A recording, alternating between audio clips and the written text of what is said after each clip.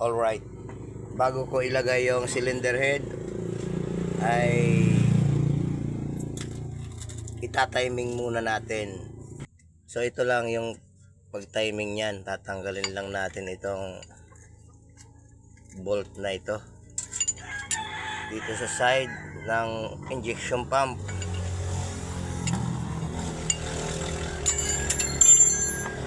Ito yung silipan.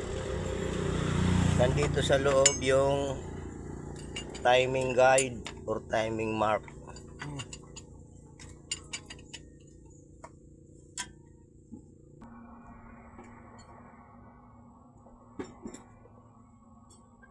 So ito na, takip lang ito ng timing.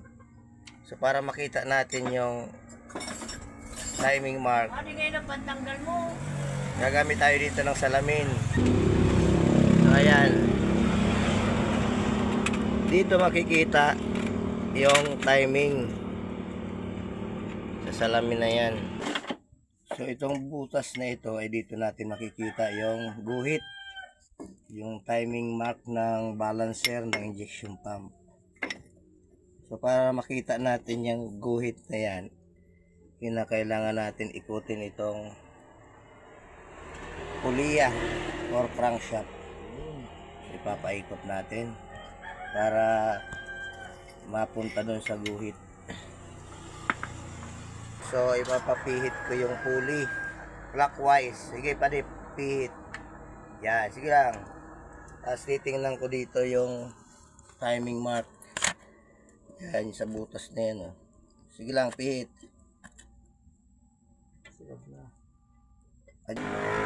Sige, pihit. Sige.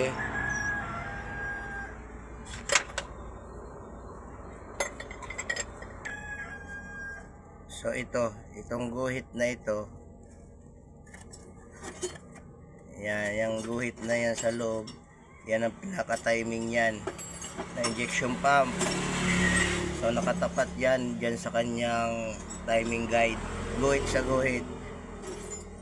So pag hindi mo yan nilagay sa timing, kahit anong gawin di aandar. Tuwang click ito. So ganyan ang pag-timing. So, binalik ko na yung takip. Siyempre, huwag kalimutang higpitan. Ako ng trapo. Mati-ati nakipunasan ko lang yung palibot. Kasi tatapon yung site eh. Kailangan mahigpit yan.